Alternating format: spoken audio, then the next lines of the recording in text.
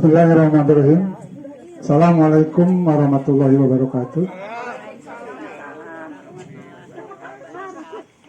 Alhamdulillahirrabbilalamin. Alladzi khalaqal insana fi ahsani taqwim. Asyhadu an la ilaha illallah wahdahu la syarikalah. Wa asyhadu anna Muhammadan abduhu rasul. Allahumma sholli ala Muhammad wa ali Muhammad. Qala Allah ta'ala fil Qur'anil Karim. A'udzu billahi minasyaitonir rajim. Ya ayyuhalladzina amanu taqullaha haqqa tuqatih wa la tamutunna illa wa antum muslimun. Wa qala Allah ta'ala aidan bismillahirrahmanirrahim. Ar-Rahman 'allamal Qur'an khalaqal insan 'allamahul bayan. Sadaqallahul azim. Ibu-ibu dan bapak-bapak yang dirahmati Allah, pertama-tama dan yang paling utama, marilah kita selalu mengucapkan syukur alhamdulillah kepada Allah SWT atas segala nikmat yang diberikan kepada kita, nikmat kesehatan, nikmat kesempatan, utamanya nikmat iman dan Islam,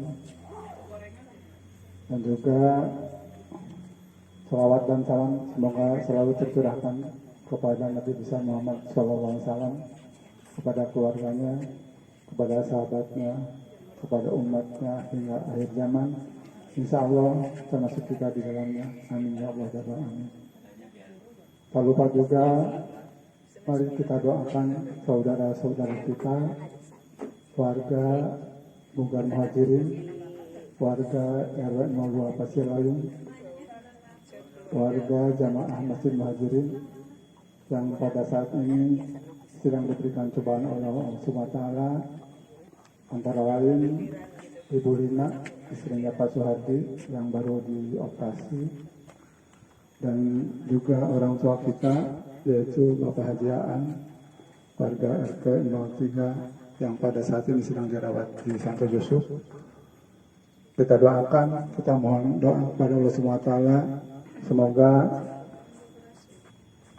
Bapak Hajiaan dan juga Ibu Lina yang pada saat ini sedang sakit diangkat penyakitnya, segera disembuhkan dan dapat beraktivitas seperti bisa lagi. Dan juga kepada warga dan saudara kita yang pada saat ini tidak berkesempatan untuk hadir di kegiatan Bugar Muhajirin, ada yang keperluan keluarga, ada yang keperluan dinas, kita doakan mudah-mudahan oleh Allah SWT dilancarkan kegiatannya dan dapat kembali berkumpul dengan kita di hari Ahad ini. Ibu-ibu dan bapak-bapak yang dirahmati Allah, ayat Quran yang saya bacakan dalam pembukaan tadi yaitu firman Allah dalam surat Ar-Rahman, surat ke-55 ayat 1-4, yang artinya Ar-Rahman, Allah yang Maha Pengasih, Allamal Quran, yang telah mengajarkan Al-Quran, Khalaqal Insan, Dia Allah yang menciptakan manusia, Allamahul Bayan, yang mengajarkan pandai berbicara. Ibu-ibu dan bapak yang dirahmati Allah, kemampuan berbicara merupakan fitrah manusia sebagai salah satu sarana komunikasi dalam kehidupan bermasyarakat. Bagi sebagian orang, berbicara merupakan suatu yang mengasihkan, bahkan menjadi hobi tersendiri. Namun, tidak setiap orang yang berbicara tahu etika dalam menyampaikan pesannya melalui pembicaraan. Ada kalanya orang suka banyak bicara dalam mengemukakan sesuatu pendapat, dan ada pula yang sedikit bicara. Namun, orang yang sedikit bicara belum tentu tidak tahu hal yang dibicarakan itu. Bisa jadi orang yang sedikit bicara lebih memahami persoalan yang dibicarakan tersebut. Suatu ketika, Imam Al-Ghazali memberikan pertanyaan kepada murid-muridnya, apakah yang paling tajam di dunia ini? Murid-muridnya menjawab dengan serentak, pedang. Benar, kata Imam Al-Ghazali. tetapi yang paling tajam adalah lidah manusia. Tentu saja kata tajam bukanlah dalam arti sebenarnya, melainkan kata kiasan. Karena melalui lidah, manusia dengan mudah menyakiti hati dan melukai perasaan orang. Secara umum, Imam Ghazali menasihatkan agar berbicara hal-hal yang bermanfaat dan tidak mengandung bahaya. Sedangkan pembicaraan yang banyak mengandung bahaya dan tidak ada manfaatnya haruslah kita hindari. Ibu-ibu dan bapak yang dirahmati Allah, Islam mengajarkan kepada umatnya untuk tidak menjadi orang yang banyak bicara, tetapi sedikit berbuat atau beramal. Karena sikap banyak bicara, sedikit berbuat itu sangat dibenci oleh Allah SWT, sebagaimana firman-Nya dalam Quran surat As-Saff surat ke-61 ayat 2 sampai dengan 3. A'udzubillahi minasyaitonirrajim. Ya ayyuhalladzina amanu lima taquluna ma la taf'alun. Kabura maqtan indallahi an taqulu ma la taf'alun.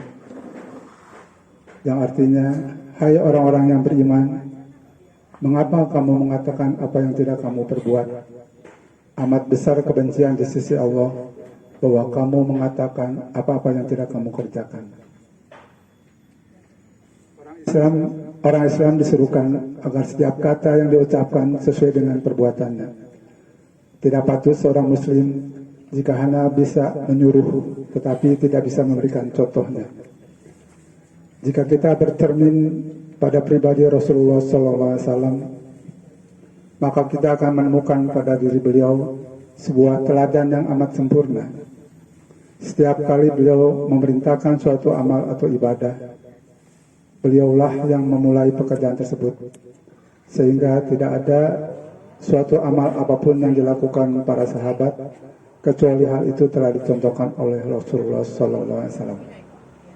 Ibu-ibu dan bapak-bapak yang dirahmati Allah, setiap kita hendaknya mengetahui situasi dan kondisi, kapan saat harus bicara dan kapan saat harus diam. Sebelum berbicara, seseorang sebaiknya memahami atau tidak mengetahui, atau paling tidak mengetahui persoalan yang akan dibicarakan itu suatu kebaikan atau keburukan.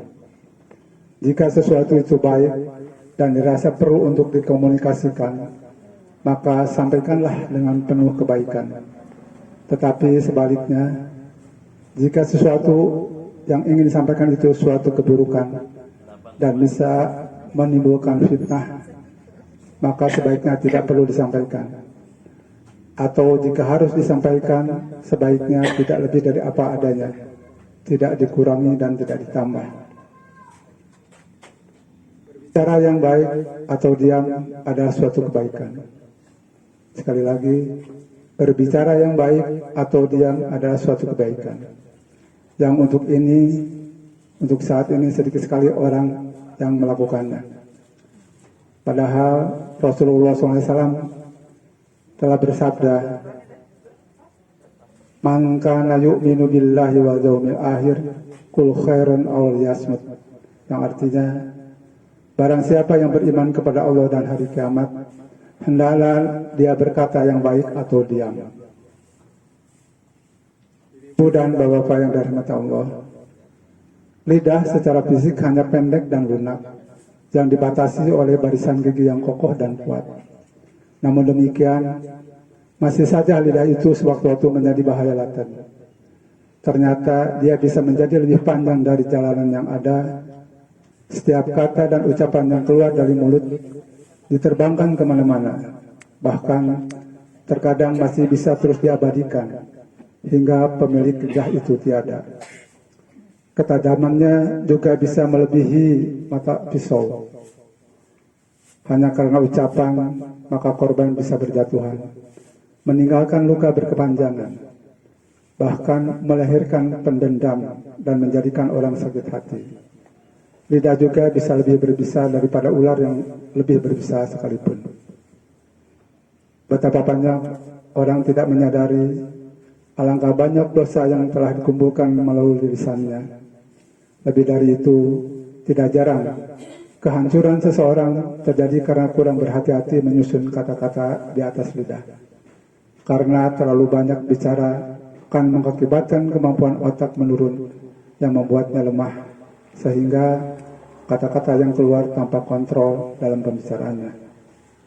Padahal apapun yang kita ucapkan, baik ataupun buruk, semuanya terekam oleh malaikat pencatat, sebagaimana peringatan Allah dalam Al-Quran, Surat Al-Infitor, surat ke-82, ayat 10-13.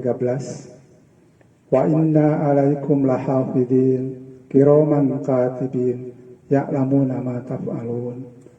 Yang artinya, padahal sesungguhnya bagi kamu ada malaikat-malaikat yang mengawasi pekerjaanmu, yang mulia di sisi Allah, dan yang mencatat pekerjaan-pekerjaan itu, dan mereka mengetahui apa yang kamu kerjakan. Ibu-ibu dan bapak yang dirahmati Allah, itu yang saya dapat sampaikan. Mudah-mudahan ada guna dan manfaat. Kurang lebihnya mohon maaf, karena memang kefakiran saya dalam ilmu agama. Dan apabila ada kesalahan dalam penyampaian ini, saya mohon maaf. Billahi taufiq wal hidayah. Assalamualaikum warahmatullahi wabarakatuh.